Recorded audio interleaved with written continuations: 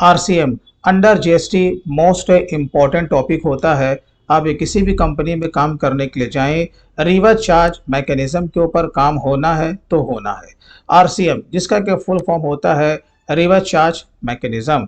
RCM को detail में समझने के लिए हमें जानना है सेक्शन 9 सब सेक्शन 4 और section 9 sub section 3 plus tally prime में इसका अकाउंटेंसी कैसे होगा, आप किस तरीके से टैली में सेटअप करेंगे ताकि आप start to end reverse charge mechanism के ऊपर आप काम कर सके और इसका जो इफेक्ट है वो सही सही आपके रिटर्न्स में भी पड़ जाए। तो ये मैं आज आपको इस सेशन में बताने वाला हूँ। तो दोस्तों अगर आप हमारे चैनल पे पहली बार आए तो प्लीज आप हमारे चैनल को सब्सक्राइब जरूर कर ले, क्योंकि मैं हमेशा अकाउंट्स, टैक्सेशन और टैली के ऊपर इस तरह का अपडेटेड वीडियोस लेकर के आता रहता हूँ। रिवर्स चार्ज मैकेनिज्म, तो आपके यहाँ पे स्क्रीन के सामने जो सबसे पहला आपका सेक्शन है सेक्शन 9 सब सेक्शन 4। देखिए इसमें आपका अनरजिस्टर्ड पर्सन ही आता है। पहले मैं आपको रिवर्स चार्ज मैकेनिज्म का कॉन्सेप्ट में समझा दूं। क्या होता है कि इस दोनों सेक्शन के मुताबिक सरकार ये बोलती है कि अगर परचेजर यानी कि रिसिपिएंट किसी भी रजिस्टर्ड या फिर अनरजिस्टर्ड से इस दोनों सेक्शन के मुताबिक कोई गुड्स या कोई सर्विसेज, जी हाँ इसमें गुड्स भी आता है और सर्विस भी आता है, अगर वो परचेजर या रिसिपिएंट बाई करता है तो परचेजर की ही रिस्पॉन्सिबिलिटी है कि वो सेलर के बिहाफ में जीएसटी को पे करे और बाद में उसका आईटीसी भी क्लेम कर ले। इसी कॉन्सेप्ट को कहते हैं रिवर्स चार्ज मैकेनिज्म। अभी मैं टैली पे जब इसका प्रैक्टिकल करूंगा तो और भी आपको कॉन्सेप्ट क्लियर हो जाएगा। अब जो यहाँ पर आपका ये जो सेक्शन है सेक्शन 9 सब सेक्शन 3, एक्चुअल में इसमें गवर्नमेंट ने लिस्ट ही जारी कर दिया है, राइट। इसमें आपका मल्टीपल गुड्स होता है, मल्टीपल सर्विसेज होता है, जिसमें से यहाँ पर एक सर्विस को मैंने यहाँ पर आपको एग्जांपल देने के लिया है कि आपका अगर कोई सर्विस आप एडवोकेट से लेते हैं तो वो भी अंडर आरसीएम ही आता है। यानी कि जो भी सामने वाला एडवोकेट साहब होंगे, चाहे वो रजिस्टर्ड हो या फिर अनरजिस्टर्ड हो, वो तो अपने बिल पे 18% का जीएसटी नहीं लगाएंगे, लेकिन आपको अपने एंड से, क्योंकि आप रिसिपिएंट हो, इस दोनों सेक्शन के बारे में मैंने पूरा डिटेल में वीडियो बना के रखा है कि इसमें कौन कौन से गुड्स और सर्विसेज आते हैं। आप चाहे तो उस वीडियो को भी देख सकते हैं।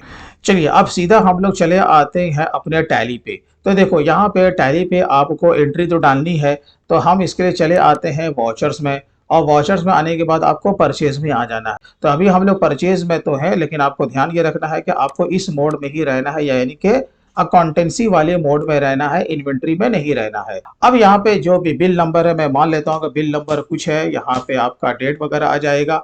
अब यहाँ पे पार्टी है तो ऑल्ट सी को प्रेस करेंगे। यहाँ पे मैं बना लेता हूँ एडवोकेट साहब करके, ठीक है। अब यहाँ पे आपको पता है कि इसका ग्रुप क्या होने वाला है, सन्ड्री क्रेडिटर्स। अब यहाँ पे देखो, अब जैसे ही हम लोग यहाँ पे आगे बढ़ते हैं तो यहाँ पे आपका स्टेट पूछेगा। अब यहाँ पे ये क्या है, रजिस्टर्ड है या फिर अनरजिस्टर्ड है, कुछ भी भैया, हमें तो इस पर आरसीएम का पेमेंट तो करना है। मैं मान लेता हूँ कि ये अनरजिस्टर्ड है, राइट। चलिए अब हम इसे एक्सेप्ट कर लेते हैं। यहाँ पे देखिए हो गया कंट्रोल ए कंट्रोल ए। अब यहाँ पे जिस नेचर का सर्विस होगा वो आपको क्रिएट कर लेना है, ऑल्ट प्लस सी। मान के चलो कि हम इनसे लीगल सर्विस को लेते हैं, तो लीगल सर्विसेज करके आपको यहाँ पे एक मास्टर को क्रिएट करना है जिसका ग्रुप रहने वाला है इनडायरेक्ट एक्सपेंसेस, ठीक है। अब आपको इंटर को प्रेस करते हुए आगे बढ़ जाना है। यहाँ पे जीएसटी एप्लीकेबल, तो हाँ भाई साहब। अब यहाँ पे स्पेसिफाइड डिटेल से हियर, राइट। भले उनके बिल पे जीएसटी का जिक्र ना हो, लेकिन आपको सेटअप ऐसे ही करना है जैसे कि मैं आपको बता रहा हूं। अब यहाँ पे आपको सर्विस अकाउंटिंग कोड देना है, ना करके एचएसएन कोड, क्योंकि हम सर्विस के लिए मास्टर को क्रिएट कर रहे हैं।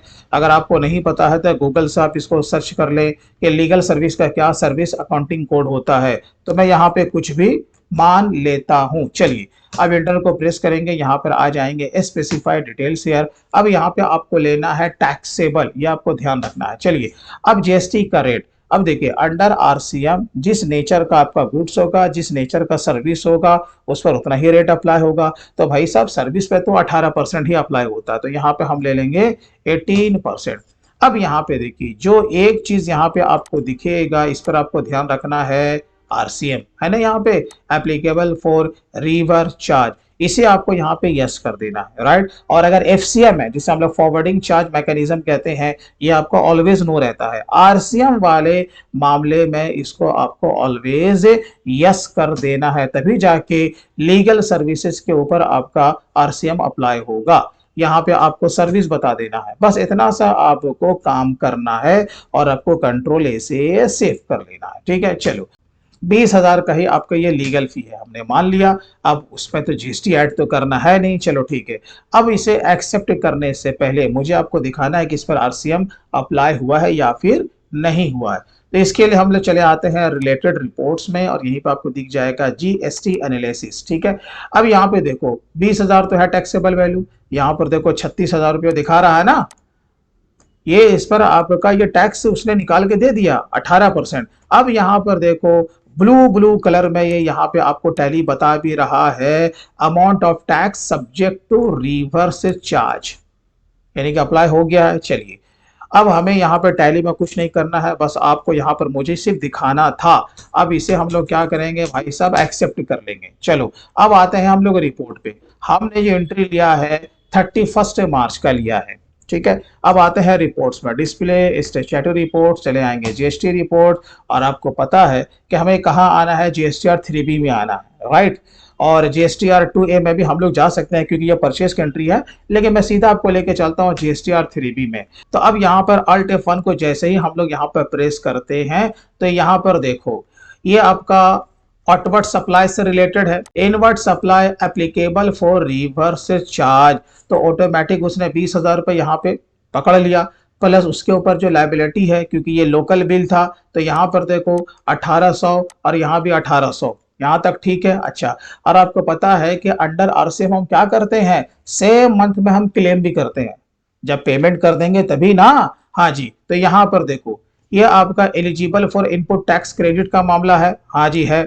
यहाँ पर देखो नीचे में inward supply applicable for reverse charge other than line 1 और 2 को छोड़ करके 18 से 1800, जबकि अभी हमने पेमेंट भी नहीं किया है, लेकिन टैली ने उसका इफेक्ट दिखा दिया ना, मतलब कि एक ही एंट्री से आपका 3B का मामला खत्म हो जाता है। लेकिन अब आपका ये काम इतना ही नहीं होगा, इसका आगे भी आपको एडजस्टमेंट एंट्री लेना होगा। अब आपको एडजस्टमेंट एंट्री कैसे लेना है, आप यहां से भी ले सकते हैं, स्टैट एडजस्टमेंट यहां से भी कर सकते हैं, लेकिन अब मुझे आपको रिवर्स चार्ज मैकेनिज्म के लिए अलग से आपको रिपोर्ट में लेके जाऊंगा।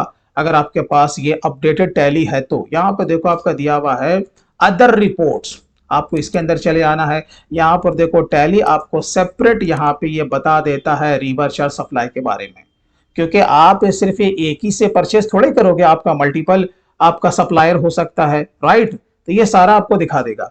अब आप यहाँ पे जब क्लिक करोगे और अपने परचेस फ्रॉम अनरजिस्टर्ड डीलर, ठीक है, परचेस फ्रॉम अनरजिस्टर्ड डीलर, लेकिन ये यहाँ पे सर्विस है, राइट। अब आपको क्या करना है, इसका बुकिंग करना होगा। इसका क्या करना होगा, बुकिंग करना होगा। बुकिंग करने से पहले मैं आपको पहले बैलेंस शीट में भी जाकर के दिखा देता हूं, क्या वहां पे एस जीएसटी और सी जीएसटी का इफेक्ट आया है। आपका आंसर होगा नहीं, क्योंकि मैंने एंट्री लिया कहाँ है जो उसका आएगा। आ जाओ यहाँ पे, ये देखो एस जीएसटी और सी जीएसटी, किसी एक में जाते हैं, देखो तो कहीं पर भी अभी मार्च के महीने में एक भी ट्रांजैक्शन है, एक भी ट्रांजैक्शन नहीं है। इसका माने हमें एडजस्टमेंट करके पेमेंट एंट्री लेना होगा। चलिए, क्या तरीका है, अब लोग आ जाते हैं अगेन वहीं पे display statutory reports, GST reports और अदर रिपोर्ट्स में हम लोग आ जाते हैं, यहाँ पे चले आए, ठीक है।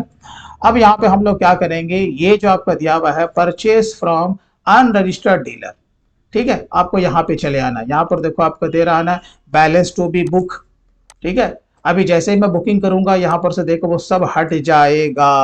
आपको इसी तरीके से करना है, देखो इंटर को जैसे प्रेस किया, यहाँ पे दे रहा है balance liability to be book, इसका बुकिंग करना है। देखो यहाँ पर भी आपको दिख रहा है स्टैट एडजस्टमेंट, ऑल्ट जे, आपको इस पे क्लिक कर देना है। भाई साहब आपको क्या करना है, यहाँ पे 2 in 1 का काम होगा, याद रखिएगा। यहाँ पे आपको क्या लेना है, increase in tax liability and input tax credit, यानी कि जो टैक्स लायबिलिटी है 18 दुना 3600 रुपया, हमें उसे इंक्रीज करना है और इनपुट टैक्स क्रेडिट को भी बढ़ाना है, यानी 2 in 1 का काम करना है, राइट। तो हम यहाँ पे इस वाले ऑप्शन को सिलेक्ट कर लेंगे, कर लिया जी। अब यहाँ पे आपसे पूछेगा इंपोर्ट ऑफ सर्विसेज के लिए है, या परचेज फ्रॉम अनरजिस्टर्ड डीलर, या purchase from registered dealer. Example तो आपके सामने है ना, क्या है अनरजिस्टर्ड डीलर। तो यहाँ पर हम सेकंड वाले ऑप्शन को सिलेक्ट करेंगे, देन इंटर को प्रेस करेंगे। ठीक है, बहुत ही सिंपल है। यहाँ पे एसजीएसटी को आपको डेबिट करना है। रेट कितना था, हाफ ऑफ हो जाएगा तो 9%। ठीक है, टैक्सेबल वैल्यू आपके कितना था, तो 20,000, यही था ना। अब यहाँ पे आपको मैनुअल टैप करना होगा 1800 रुपया। अगेन यहाँ पे हम डेबिट करेंगे और ले लेंगे CGST, सेम रेट आ गया। अब हमें कुछ नहीं करना, वैल्यू भी आ गया 1800 रुपया, देख रहे हो ना। अब यहाँ पे जब हमने इसको डेबिट किया तो हमारा जो ITC है वो इंक्रीज कर गया। अब यहाँ पे उसी को हम क्या करेंगे, क्रेडिट करेंगे। तो यहाँ पे ले लेंगे SGST, बस एक बार दे दिया, ये बार बार ऑटोमेटिक पकड़ लेगा। बस आपको फिगर यहाँ पे चेंज कर देना है। यहाँ पे ले लेंगे CGST, ये देखो, ठीक है, 1800 रुपये। अब यहाँ पे प्रोवाइड GST डिटेल्स में आना जरूरी है। यहाँ पर आपको यस करना है। और यहाँ पे कौन साहब थे, एडवोकेट साहब, बस आपको यहाँ पर से उसे सेलेक्ट कर लेना है। आपको देखो यहाँ पर ये ऑटोमेटिक आ गया। अब यहाँ पे इंटर प्रेस करके नीचे आएंगे और यहाँ पे गुड्स ना लेंगे, क्या लेंगे, आपको ये सर्विस था ना, हाँ, तो यहाँ पे सर्विस ही लेना है। ठीक है, यहाँ पे गलती नहीं करना, बस अब आपको इसे एक्सेप्ट कर लेना। देखो जैसे ही एक्सेप्ट किया, अब यहाँ पे देखो कुछ बुकिंग के लिए है बैलेंस, आप कहोगे भाई साहब नहीं है, तो इसका माने हमारा एंट्री बिल्कुल सही हुआ है। स्किप लेके पीछे आओ तो यहाँ पे देखो इसका बुकिंग का यहाँ पर कुछ भी नहीं दिखा रहा है, सारा शून्य शून्य हो गया। अब आते हैं हम लोग बैलेंस शीट में। ये देखो जब हम लोग बैलेंस शीट में आते हैं तो क्या उसका इफेक्ट यहाँ पे पड़ेगा, तो पड़ेगा ना। यहाँ पे देखो अब यहाँ पे उसी सेम डेट में एक बार डेबिट हुआ, एक बार क्रेडिट हुआ, तो आपके लेजर में ये आपका GST का रिकॉर्ड आ गया है कि आपने अंडर RCM समायोजन कर लिया, लेकिन अभी तक आपने पेमेंट नहीं किया है, राइट। तब आपको क्या करना होगा, पेमेंट करो ना। अब आपको 3B में जाके देखने की जरूरत नहीं है, वहां पर तो इफेक्ट पहले एंट्री में आ गया, लेकिन अभी तक आपका ITC बुक में नहीं बना है। ITC कब बनेगा, जब आपका 1800 से अगेन डेबिट होगा। अभी तो जीरो हो गया है ना, ये सिर्फ और सिर्फ एडजस्टमेंट एंट्री हुआ RCM का बुकिंग करने के लिए। तो चलो अब हम लोग यहाँ पे Alt I को प्रेस करते हैं, यहाँ पर से पेमेंट में आ जाते हैं। आप मैनुअल एंट्री को भी पास कर सकते हैं। आपको यहाँ पे लेना है SGST, कितना था भाई, 1800 रुपया। अब यहाँ पे अगेन डेबिट करोगे, क्या लोगे, CGST 1800 रुपया। और यहाँ पे क्या लोगे, बैंक लोगे या कैश। मैं यहाँ पर समझाने के लिए चलो यहाँ पर कैश ही मैंने ले लिया, ठीक है, जबकि इसका पेमेंट ऑनलाइन होता है, हम सभी जानते हैं। बट आपको एंट्री यही करनी है, एंट्री में आपको गलती नहीं करना है। अब हम इसे क्या करेंगे, एक्सेप्ट कर लेंगे। नरेशन जो है आप उसको डाल दीजिएगा। अब यहाँ पे देखो फाइनली, जबकि हमारा यहाँ पे ये तो दो आपका कॉन्ट्रा हो गया, लेकिन एक हमारा यहाँ पर 1800 डेबिट हो गया। तो इससे ये पता चला कि इस एंट्री लेने से अब हमारा बुक्स में इनपुट टैक्स का क्रेडिट इंक्रीज कर गया। तो दोस्तों मैं उम्मीद करता हूं कि अंडर RCM टैली में आपको किस तरीके से एंट्री लेना है ये आपको समझ में आ चुका होगा।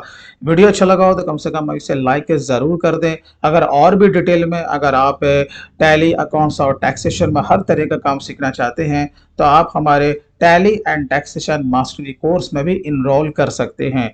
इसके लिए हमारे ऑफिशियल वेबसाइट theaccounts.in को आप विजिट कर सकते हैं। मैं अपने वेबसाइट का लिंक वीडियो के डिस्क्रिप्शन में दे दूंगा। तो चलिए दोस्तों फिर मिलते हैं किसी दिन इसी तरह के टेक्निकल वीडियो के साथ। तब तक take care and bye bye.